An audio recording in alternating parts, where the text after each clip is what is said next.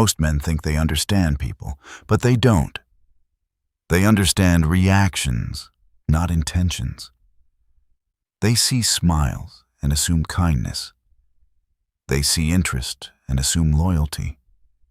They see attention and assume value. And that is exactly where the collapse begins. Because human behavior is never revealed in comfort. It is revealed under structure, under pressure, under boundaries. Machiavelli understood something most men never learn. People do not show you who they are when they are getting what they want. They show you who they are when you stop giving it so easily. And that is where the 60-second frame test begins. Not as a trick, not as manipulation, but as a mirror. A mirror that does not lie, soften, or negotiate.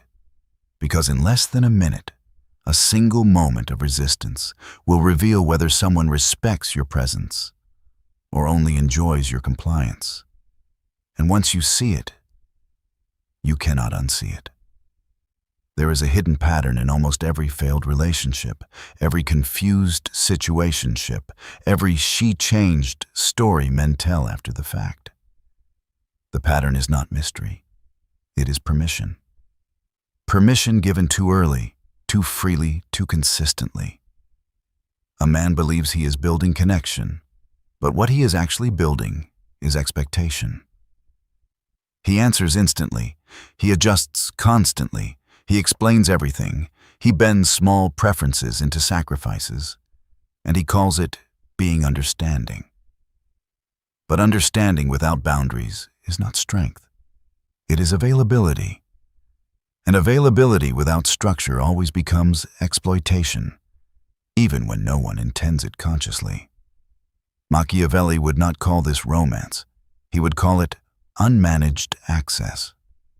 Because once access is unmanaged, behavior becomes experimental. People begin to test what they can get away with, not because they are evil, but because all systems are shaped by feedback. The 60-second frame test is simple, almost offensively simple. You set a small boundary. Not a dramatic ultimatum, not emotional pressure, not control disguised as standards. Just a calm, reasonable line that protects your time, your energy, or your direction. Something like, "I'm free at 6. If that doesn't work, we can do another day." Or, "I don't do last-minute changes. Let's plan properly." Or even, "That doesn't work for me." Then you stop talking.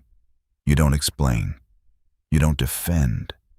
You don't add emotional cushioning to make it easier to accept. You just leave the statement in space like a finished sentence. And then you watch the next 60 seconds carefully. Not with anger, not with hope, but with attention. Because in that small window, something extremely important happens. A person either respects structure or reacts against it. A person either adjusts or pushes. A person either treats your boundary as information or treats it as resistance. And this difference is everything. A healthy, grounded individual will not feel threatened by structure. They may negotiate, they may communicate, but they do not turn a simple boundary into a psychological battle. But someone addicted to control, attention, or emotional leverage will react differently. They will soften the boundary with humor, pressure it with guilt, or destabilize it with emotional shifts designed to pull you back into compliance. Not always consciously, but predictably. And this is where most men lose themselves without even noticing. Because the real test is not the boundary itself. The real test is your reaction to their reaction. The moment you start explaining your boundary, you have already downgraded it. The moment you start defending it, you have already made it negotiable. The moment you start adjusting it under pressure, you have already taught the other person that persistence works. Machiavelli wrote about this principle indirectly when he described how authority dissolves, not through rebellion, but through repeated exceptions. Every exception becomes a precedent. Every precedent becomes expectation, and expectation becomes control. So the correct response is not aggression, it is repetition. Calm repetition. That doesn't work for me. If pushed again, yes, still doesn't work for me. And then you stop engaging. Because power is not in the volume of your explanation. It is in the consistency of your position. Anyone can say no once. Few can maintain it without emotional collapse when tested. And that is where respect is formed, not in agreement, but in stability. Now is the deeper layer most people miss. The frame test is not about exposing her. That mindset is emotional revenge dressed as intelligence. The real function of the test is calibration. It tells you what kind of dynamic you are stepping into before emotional investment distorts your judgment. Because attachment changes perception. What you tolerate in the beginning becomes what you suffer later. And what you excuse early becomes what defines the relationship later. So this 60-second window is not about judgment. It is about clarity before entanglement. Machiavelli would recognize this as the difference between knowing a person and negotiating with them. In negotiation, you are already invested. In observation, you are still free. Most men skip observation and jump straight into emotional investment, then spend months trying to fix patterns that were visible in the first week. But behavior does not become clearer over time. It becomes normalized over time. That is the danger, not deception, but adaptation. If a person lightly crosses your boundary and you laugh it off, you have trained them. If they test your time and you immediately rearrange your schedule, you have trained them. If they apply emotional pressure and you respond with over-explaining, you have trained them. And what you train becomes your reality. Not because they are manipulative, but because humans naturally follow the path of least resistance. If pressure works, they will apply pressure. If guilt works, they will use guilt. If persistence works, they will persist. That is not psychology, it is efficiency. The frame test interrupts that cycle early. It introduces structure before habits form. It creates a moment where behavior meets consequence instantly, without drama. And that is why it works in 60 seconds. Because people do not need time to reveal tendencies.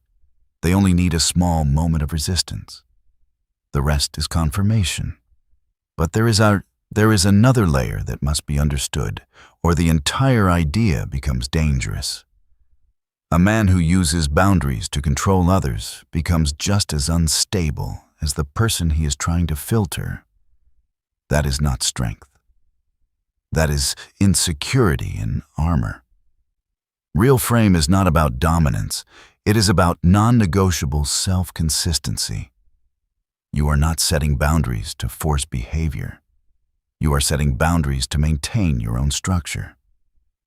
The other person simply reveals whether they can exist inside it.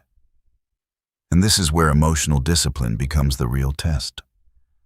Because when someone reacts negatively to your boundary, your ego will want to correct their perception of you. Your instinct will be to soften the situation, to explain, to be liked again. But that instinct is exactly what destroys frame. Machiavelli would describe this as the moment a ruler becomes a servant, when approval becomes more important than structure. A man who needs to be understood by everyone will eventually lose his ability to lead his own life. Silence, in this context, becomes strategy. Not passive silence, but composed silence. the silence of completion, not uncertainty. You do not withdraw to punish. You withdraw because your position has already been stated. There is nothing left to prove. And in that silence, something shifts. People begin to feel the weight of your absence of reaction. Not because you are cold, but because you are stable. And stability is rare. In a world where most people are emotionally reactive, overexpressive, and constantly adjusting themselves for acceptance, stability feels like authority. It creates curiosity. It creates tension. It creates respect. Not because you are trying to create those things, but because you are no longer disrupting yourself to maintain comfort in others. Now bring this back to the core idea. The 60-second frame test is not about controlling others. It is about refusing to lose yourself in the early stages of interaction. It is about identifying whether the dynamic is built on mutual respect or emotional negotiation. And it is about making that distinction before attachment makes it impossible to leave cleanly. Because the most expensive mistakes in life are not made in ignorance. They are made in awareness that arrives too late. When you already care. When you already invested. When walking away becomes emotionally costly. That is why timing matters more than intensity. And that is why structure matters more than charm. A man without frame becomes adjustable. A man with frame becomes selective. And selection is where power actually begins. Not in controlling outcomes, but in refusing misaligned ones early. So the real question the frame test asks is not how will she react? The real question is, do I want a dynamic that reacts like this at all? Because what you accept in 60 seconds is often what you will negotiate for months. And once you understand that, you stop trying to win people. You start observing them. You stop explaining your value. You start protecting your time. And you stop confusing attention with alignment. Because attention is cheap. Reaction is instant. Interest is common. But respect for structure, that is rare. And anything rare will always reveal itself quickly if you know how to look. So the frame test is not a game. It is a lens. And once you use it, you stop entering situations blindly. You start seeing the early signals others ignore. You start recognizing patterns before they become problems.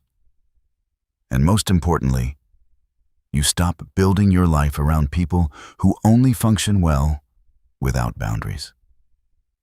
That is the real revelation Machiavelli would have pointed to. Not that people are good or bad, but that they are consistent when you are consistent. And the moment you understand that, you stop arguing with behavior. You start reading it. And what you read will always tell you more in 60 seconds than words will tell you in months.